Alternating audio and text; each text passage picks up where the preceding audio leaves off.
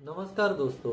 Last video में हमने देखा था कि क्लेफ्ट लिप क्लेफ्ट पैलेट यानी कि कटे हुए होंठ और तालू बच्चों में क्यों होता है और वो ना हो इसके लिए माता पिता को किन चीज़ों का ध्यान रखना चाहिए। अगर वो वीडियो आपने नहीं देखा तो आप जाके देख सकते हो, लिंक मैंने डिस्क्रिप्शन में दे दिया है। क्लेफ्ट अवेयरनेस सीरीज के आज के वीडियो का हमारा टॉपिक है complications and how to deal with them, यानी कि क्लेफ्ट लिप क्लेफ्ट पैलेट के कारण बच्चों को क्या क्या दिक्कतों का सामना करना पड़ता है, क्या क्या प्रॉब्लम्स होती है और उन प्रॉब्लम्स को कैसे हैंडल करना है। मैं कोशिश करूंगा कि वीडियो में कम से कम मेडिकल टर्म इस्तेमाल करूं और ज़्यादा से ज़्यादा आसान भाषा का उपयोग करूं, जिससे कि हर एक आम इंसान को जो भी ये वीडियो देख रहा है उसको समझने में आसानी हो। क्लेफ्ट अवेयरनेस सीरीज बनाने का जो हमारा पर्पज है कि इंडिया में क्लेफ्ट एक बहुत ही कॉमन डिफॉर्मिटी है। इंडिया में हर 700 में एक बच्चा क्लेफ्ट के साथ पैदा होता है। इसके बावजूद भी क्लेफ्ट को लेकर जितनी अवेयरनेस होनी चाहिए इंडिया में उतनी नहीं है। उसके अलावा क्लेफ्ट को लेकर बहुत सारे अंधविश्वास और बहुत सारी गलतफहमियां लोगों में है।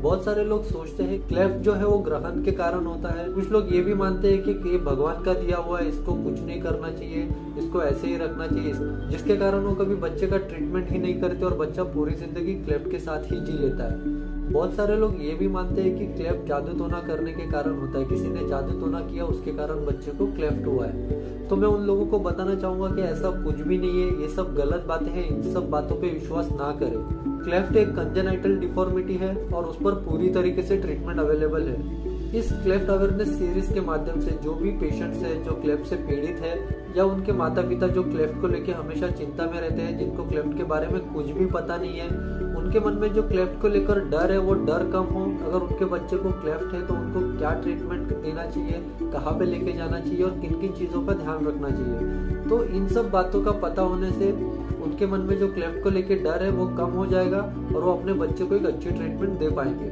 तो क्लेफ्ट को लेकर किसी भी तरह का डर आप अपने मन में ना रखें। क्लेफ्ट को पूरी तरीके से ठीक किया जा सकता है।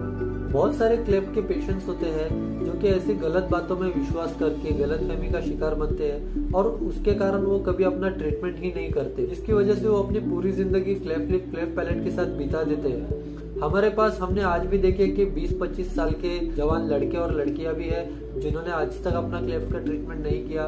50-55 साल के भी लोग हैं जिन्होंने आज तक क्लेफ्ट लिप क्लेफ्ट पैलेट का ट्रीटमेंट नहीं किया है। फिर उनको कोई रिश्तेदार या दोस्त के थ्रू पता चलता है, जब वो बताते हैं कि हमारे बच्ची को भी ऐसे था और हमने भी उसका ट्रीटमेंट कर लिया और अभी वो बहुत अच्छे से जी रही है, तब जाके वो अपना ट्रीटमेंट करते हैं। तो इस अवेयरनेस सीरीज बनाने का जो पर्पज है कि जो भी क्लेफ्ट से पीड़ित लोग हैं या माता पिता है जिनके बच्चे को क्लेफ्ट है, उन लोगों में एक जानकारी फैले, एक अवेयरनेस फैले, जिससे उनको पता चले कि क्लेफ्ट भी पूरी तरीके से ठीक किया जा सकता है और क्लेफ्ट के बच्चे भी आपके और मेरी तरह एक नॉर्मल लाइफ जी सकते हैं। तो आइए जानते हैं कि क्लेफ्ट लिप क्लेफ्ट पैलेट के कारण बच्चों में क्या क्या दिक्कतें आती है, कौन सी प्रॉब्लम को उन्हें फेस करना पड़ता है और उन प्रॉब्लम्स को कैसे हैंडल करना है। सबसे पहली दिक्कत क्लेफ्ट के बच्चों में जो आती है वो है फीडिंग डिफिकल्टी, यानी कि दूध पिलाने की दिक्कत। क्लेफ्ट लिप क्लेफ्ट पैलेट होने के कारण बच्चे को ब्रेस्ट फीडिंग यानी कि माँ के स्तन से दूध पिलाना पॉसिबल नहीं होता, क्योंकि होंठ कटा होने के कारण बच्चे को ब्रेस्ट के ऊपर प्रॉपर ग्रिप नहीं मिलती और तालू कटा होने के कारण बच्चा दूध खींच नहीं पाता। दूध खींचने के लिए बच्चे को तालू का इस्तेमाल करना पड़ता है। हमारा तालू निगेटिव सक्शन जनरेट करता है, जिसके कारण बच्चे को दूध खींचने में आसानी होती है। लेकिन तालू कटा होने के कारण क्लेफ्ट के बच्चों को दूध खींचने के लिए बहुत सारा एफर्ट लगाना पड़ता है, उसके बावजूद भी वो अच्छे से दूध सक नहीं कर पाते, जिसके चलते वो थक जाते हैं और दूध पीना छोड़ देते हैं और आधे पेट ही सो जाते हैं और उसी के चलते बच्चों का वजन नहीं बढ़ता, बच्चे में हमेशा कमजोरी होती है। तो सबसे पहली दिक्कत जो क्लेफ्ट के बच्चों में आती है वो है फीडिंग यानी कि दूध पिलाने की दिक्कत। दूसरी problem cleft lip cleft palate के बच्चों को फेस करनी पड़ती है वो है ear infection and hearing loss, यानी कि कान में इन्फेक्शन होना और बहरापन आना। क्लेफ्ट के कारण बच्चे को कान का इन्फेक्शन होता है, जिसके कारण उसमें बहरापन आ सकता है। ये हम थोड़ा जानते हैं कि ऐसा क्यों होता है। तालू खुला होने के कारण बच्चा जो भी खाता या पीता है वो ऊपर सांस की नली होती है उसमें जाके अटक जाता है, जिसके कारण बच्चे को बार बार सर्दी, खांसी या बुखार और थ्रोट इन्फेक्शन जैसी चीजें होती है। अगर ये इन्फेक्शन बार बार होता रहा तो इन्फेक्शन कान तक फैलता है, जिसके कारण कान बहना, कान से पस आना, ये सब चीजें होती है। कान में अगर बार बार इन्फेक्शन होता है और उस इन्फेक्शन को अगर ट्रीट नहीं किया जाता तो हो सकता है कि बच्चे की सुनने की क्षमता है वो कम हो जाए या फिर परमानेंटली उसमें बहरापन आ जाए। तीसरी जो क्लेफ्ट के बच्चों में दिक्कत आती है वो है स्पीच डिफिकल्टी, यानी कि बात करने में दिक्कत आना। नॉर्मली जब हम बात करते हैं तो हमारी जबान ऊपर तालू को टच करती है, जिसके कारण जो भी मुंह से हवा आती है वो मुंह से ही बाहर निकलती है और हमारी आवाज क्लियर आती है। लेकिन तालू खुला होने के कारण क्लेफ्ट के बच्चे जब बात करते हैं तब उनकी जबान को ऊपर सपोर्ट नहीं मिलता, जिसके कारण जो हवा है वो नाक से आती है। इसके चलते बच्चे की बात करने में एक नेजल टोन होती है, जिससे कि आवाज साफ नहीं आती।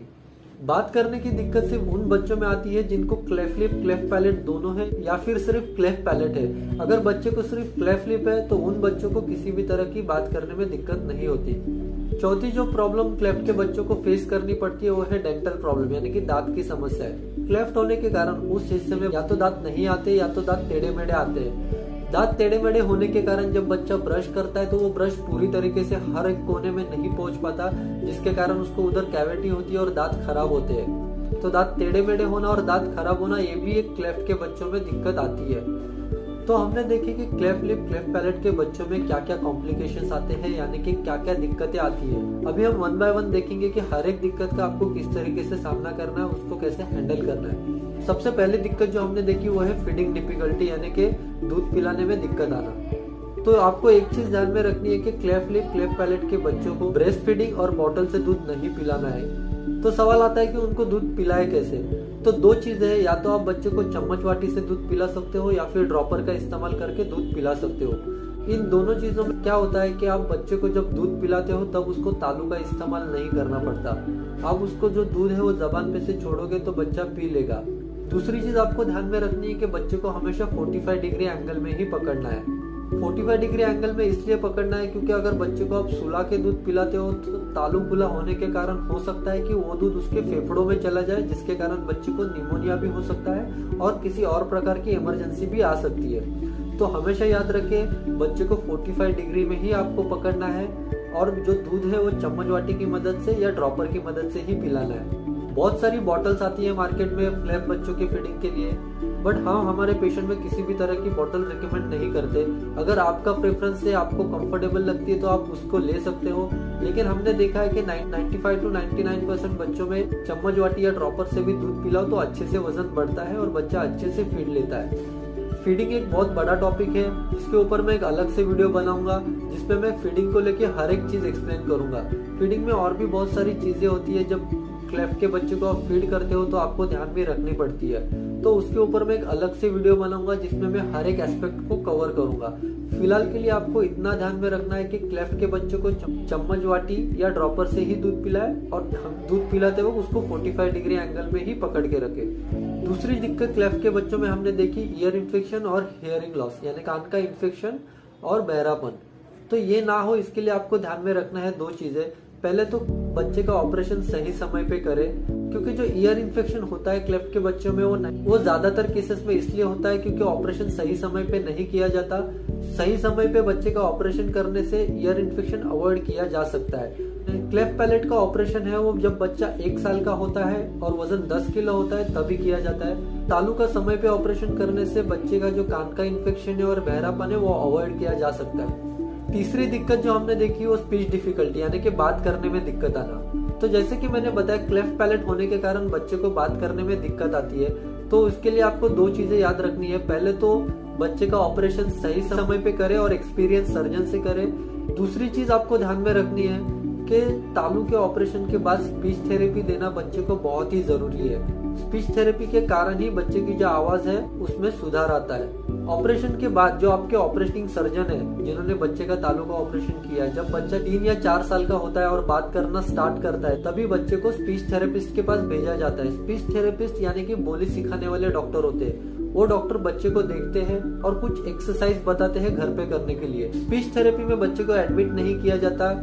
20 से 25 मिनट की कंसल्टेशन होती है जिसमें माता पिता को बताया जाता है कि बच्चे से क्या क्या एक्सरसाइज घर पे करवानी है। तालू की एक्सरसाइज यानी कि जैसे कि स्ट्रॉ से पानी पीना, बलून फुलाना, ऐसे अलग अलग तरह की एक्सरसाइज होती है जिसके कारण तालू की जो मसल होती है जो ऑपरेशन से जोड़ी गई है उसमें स्ट्रेंथ आती है। उसी के कारण बच्चे की जो आवाज है उसमें धीरे धीरे सुधार आता है। तो ऑपरेशन के बाद स्पीच थेरेपी करना बहुत ही जरूरी है। अगर आप चाहते हो कि स्पीच थेरेपी के ऊपर भी एक अलग से वीडियो बनाऊं तो आप नीचे कमेंट बॉक्स में लिख सकते हो। मैं स्पीच थेरेपी के ऊपर भी एक वीडियो बनाऊंगा जिसमें स्पीच थेरेपी को लेके जितने भी एस्पेक्ट है वो सारे कवर करने की कोशिश करूंगा। और एग्जैक्टली स्पीच थेरेपी में क्या क्या बताया जाता है, डॉक्टर द्वारा क्या क्या समझाया जाता है, वो सब मैं उसमें बताऊंगा। तो स्पीच की डिफिकल्टी आपके बच्चे में ना आए इसके लिए आपको ध्यान में रखना है ऑपरेशन सही समय पे करें, एक्सपीरियंस सर्जन से करें और बच्चे को स्पीच थेरेपी दे। चौथी दिक्कत हमने देखी डेंटल प्रॉब्लम यानी कि दांत की समस्या है। जैसे कि मैंने बताया कि क्लेफ्ट होने के कारण बच्चे के जो दांत है वो टेढ़े मेढ़े आते हैं। तो इसके लिए आपको दो चीजें ध्यान में रखनी है।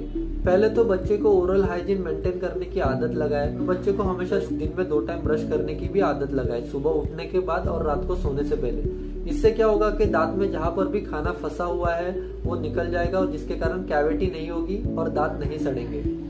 सेकंड चीज थी दांत टेढ़े मेढ़े होना। तो दांत टेढ़े मेढ़े होने का ट्रीटमेंट जब बच्चा 12 साल का होता है तभी करते हैं, जिसे ब्रेसेस ट्रीटमेंट बोलते हैं। ब्रेसेस ट्रीटमेंट में क्या होता है कि दांतों में एक वायर लगाई जाती है, तार लगाई जाती है, जिससे दांत टेढ़े मेढ़े दांत है वो सीधे किए जाते हैं और बच्चे के दांत जो है वो नॉर्मल शेप में ले जाते हैं। 5वीं प्रॉब्लम हमने देखी थी नेजल प्रॉब्लम यानी कि नाक की दिक्कत। जैसे कि मैंने आपको बताया कि क्लेफ्ट के कारण बच्चे का जो नाक का बीच का हिस्सा है जिसे कॉलमुला बोलते हैं वो एक साइड पे खींचा हुआ होता है। इसके कारण बच्चे के जो नॉस्ट्रिल है यानी कि जो नाक के 2 होल होते हैं वो एक समान नहीं होते, एक छोटा और एक बड़ा दिखता है, जिसके कारण होठ का ऑपरेशन होने के बावजूद भी ये सारे बच्चे अंडर कॉन्फिडेंट रहते हैं और वो दूसरे बच्चे में और अपने में फर्क महसूस करते हैं। तो इसके लिए क्या करना है, तो प्राइमरी चिलोराइनोप्लास्टी नाम की सर्जरी होती है। प्राइमरी चिलोराइनोप्लास्टी मीन्स होठ के साथ ही नाक का ऑपरेशन करना। प्राइमरी चिलोराइनोप्लास्टी में जब होठ का ऑपरेशन किया जाता है उसके साथ ही नेजल करेक्शन भी किया जाता है यानी कि नाक का भी ऑपरेशन किया जाता है। प्राइमरी चिलोराइनोप्लास्टी इंडिया में बहुत कम जगह पे होता है और बहुत कम एक्सपीरियंस सर्जन ही ऑपरेशन करते हैं। तो मैं आपको रिकमेंड करूंगा कि जब आप होठ का ऑपरेशन करोगे तो आप अपने सर्जन से पूछ सकते हो कि वो प्राइमरी चिलोराइनोप्लास्टी भी साथ में करेंगे या नहीं। अगर आप प्राइमरी चिलोराइनोप्लास्टी की सर्जरी देखना चाहते हो तो मैं नीचे लिंक डिस्क्रिप्शन बॉक्स में दे दूंगा, आप जाके देख सकते हो। ये सर्जरी डॉक्टर परित लडानी द्वारा की गई है जो कि one of the most experience surgeon है, जिन्होंने आज तक 8000 से भी ज्यादा क्लेफ्ट लिप क्लेफ्ट पैलेट के ऑपरेशंस किए हैं। तो ये हमने देखा कि क्लेफ्ट लिप क्लेफ्ट पैलेट के बच्चों में क्या क्या दिक्कतें आती है और उन दिक्कतों को आपको किस तरीके से हैंडल करना है। अगर ये वीडियो आपको इन्फॉर्मेटिव लगा तो आप वीडियो को लाइक करो। वीडियो को लाइक करते हो तो YouTube ऐसे कंटेंट को पुश करता है ऐसे लोगों की तरफ जिनको इस बारे में जानना जरूरी है। तो आपके लाइक के माध्यम से ऐसे माता पिता जो क्लेफ्ट से चिंतित हैं, क्लेफ्ट के बारे में चीजें पता नहीं थी वो पता चलने में हेल्प होगी और वो अपने बच्चे को एक अच्छी ट्रीटमेंट दे पाएंगे। इस वीडियो में जो भी कॉम्प्लिकेशंस मैंने बताए उसके ऊपर अगर आपको कुछ भी डाउट है या सवाल है आप नीचे कमेंट बॉक्स में पूछ सकते हो। मैं हर एक सवाल का जवाब देने की पूरी कोशिश करूंगा। अगले वीडियो में हम देखेंगे कि क्लेफ्ट लिप क्लेफ्ट पैलेट के बच्चों को कौन से ऑपरेशन लगते हैं और उन ऑपरेशन का सही समय क्या है। तो अगला वीडियो बहुत ही इन्फॉर्मेटिव होने वाला है। जो माता पिता जानना चाहते हैं कि क्लेफ्ट के ऑपरेशन का सही समय क्या है वो चैनल को सब्सक्राइब करें और बेल आइकन दबाएं, जिससे कि जब हम अगला वीडियो अपलोड करेंगे तो आपको नोटिफिकेशन आ जाएगी। वीडियो देखने के लिए धन्यवाद। मिलते हैं नेक्स्ट वीडियो में।